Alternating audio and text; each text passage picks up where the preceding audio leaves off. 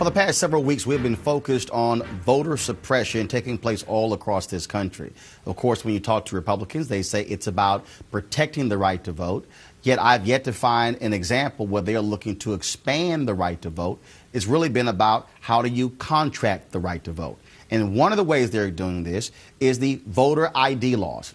The premise is that they will stop voter fraud, but the reality is they could disenfranchise millions of voters.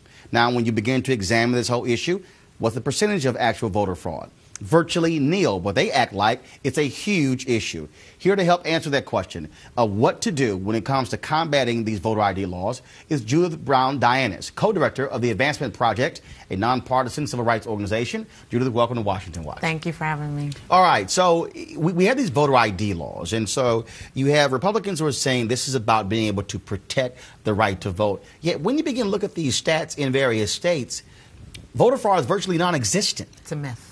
It's a myth. You know, there is some voter fraud in the system, but you are more likely to be struck by lightning than to find a prosecutable case of voter fraud. In fact, the Bush administration spent 3 years, from 2002 to 2005, looking for prosecutable cases, and they could only find a handful of those cases, and none of them would have been solved by voter ID. So when we talk about these voter IDs, you know, these states are passing. In South Carolina, they passed it as well. Right.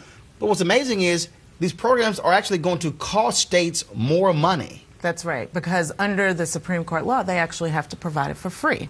But the problem is not just that they're providing it for free, but people are going to have to pay for the underlying documents. So that's why we consider this to be the stepsister to the poll tax, because you are going to have to pay for the birth certificate. A lot of people can't afford that. Now, you're talking about young people, the elderly, minority voters as well. Here's what the Canada Secretary of State said, Chris Kobach, that it is absurd to suggest that anyone is being disenfranchised by these measures. But you say, no, you're wrong. That's right. The impact is squarely on African-American, Latino voters, elderly voters, and young voters. When you look at places like Wisconsin, for example, 78% of African-American males between 18 and 24 do not have photo identification. 50% of African-Americans generally in Wisconsin do not have photo ID.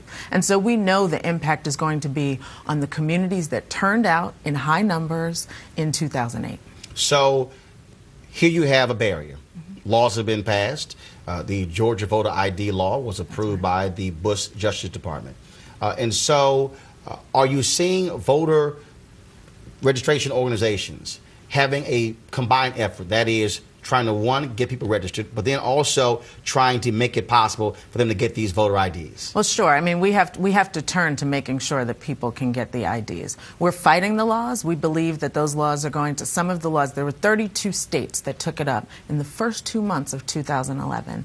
Only 7 states passed it. 5 vetoed it, and that's because there was an effort on the ground to get a veto of those laws. And so as we see them coming up again in 2012, we will fight them again to make sure that they're vetoed, to make sure they don't get passed. But in the states where it's implemented, we're going to make sure that people get the ID. And again, and what are those states so people watching can understand exactly who is most affected? South Carolina is one, Georgia's one. That's right. Texas is another state that has a very restrictive one, but you can bring your gun license. So you can bring a gun license to vote. That's right. That is right. That's right. Either you have, and you cannot use a student ID in Texas. South Carolina. Public school and state school? That's state. That's right. Exactly. In South Carolina, you cannot use a student ID. Kansas passed it. And then we've got Wisconsin, which is probably the most restrictive of them. Wisconsin, you can use a student ID, but the requirements for the ID are not on any IDs, student IDs in Wisconsin. And so we know that students are going to be really impacted in Wisconsin. All right, then. So clearly, and of course, that was a state that President Obama won in 2008. That's right. And of course, we saw the defeat of Russ Feingold there as well. So Republicans see an opportunity to win that state. And we have to connect the dots to the collective bargaining fights in Wisconsin, right? I mean, that's the thing, is that we have got to connect the dots.